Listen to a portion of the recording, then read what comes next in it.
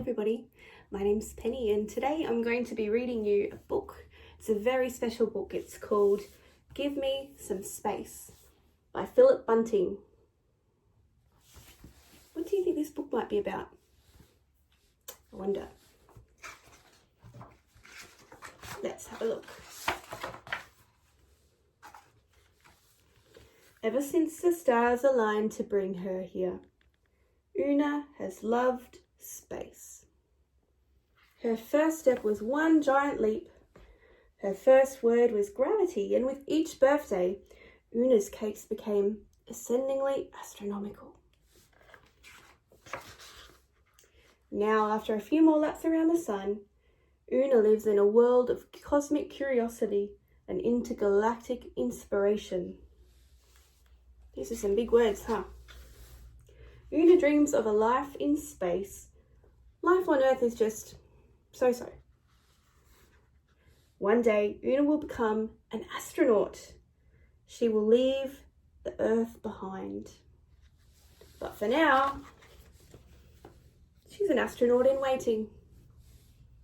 Look, she has to be a little bit taller to fit in the astronaut suit. Una very much likes the astronaut bit. She's not so keen on the waiting part. It will take eons to grow this tall. Una feels a bit impatient. But here's the good bit. Una has been industriously working on an interplanetary plan, with accompanying attire, of course. Here's her suit, her astronaut boots, and her astronaut gloves. Today's the big day. What do you think Una's going to do?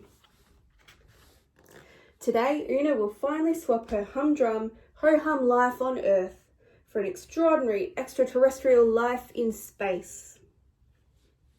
Once she's packed a picnic and said goodbye to Neil, her fish, of course. Her mission? To find life in space. But she'll have to get there first. Here's her attempt number 3, with Neil, her fish, watching on. Look at her rocket. Off she goes. Fast in her rocket, past the moon. Space was even more extraordinary than Una had hoped. There was no so-so, no humdrum, and certainly no ho-hum out there. Here's Una flying past the planets. Can you see the planets? We've got Venus, we've got Mercury over here, we've got Saturn, Jupiter, Uranus and Mars. See how they're all different colours and some of them have rings? Almost at the edge of the solar system. Whew. Una's mind expanded like the universe with each new moment. Space and time seemed to stand still as she travelled further towards the edge of the solar system. She goes.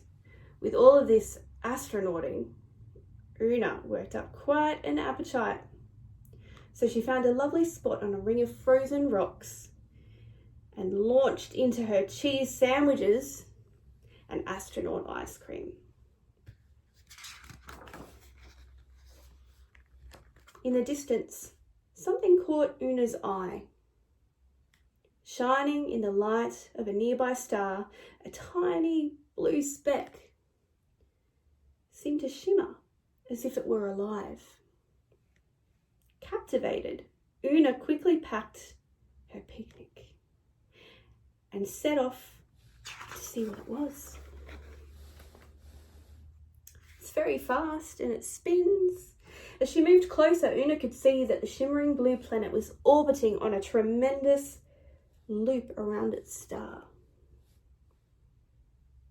What could it be? Had she discovered life in space? A trillion possibilities rushed through Una's mind as she approached the spinning, sparkling sphere. And just like that, it came into sharp focus. The blue planet was the Earth. Suspended in space, her beautiful blue home now shimmered even more brightly than before. In that moment, Una made the most marvellous observation. There is life in space. We are life in space. And we are all the crew of the most spectacular spaceship in the universe. Everything we need to explore the cosmos is already on board. Here we've got fresh water, we have air supply, lots of yummy, lovely food, fellow travellers, and plenty of room to learn and play. With her mission complete and astronaut ice cream supplies severely depleted, it was time to return home and begin our new mission. We are all travelling through space right now. The Earth is our spaceship, and it's the only home we've got. It's our mission to take care of the Earth so that we can explore the universe for light years to come. And that's the end of the book. How much do you know about space? Would you like to be an astronaut? What about that astronaut ice cream? Yum.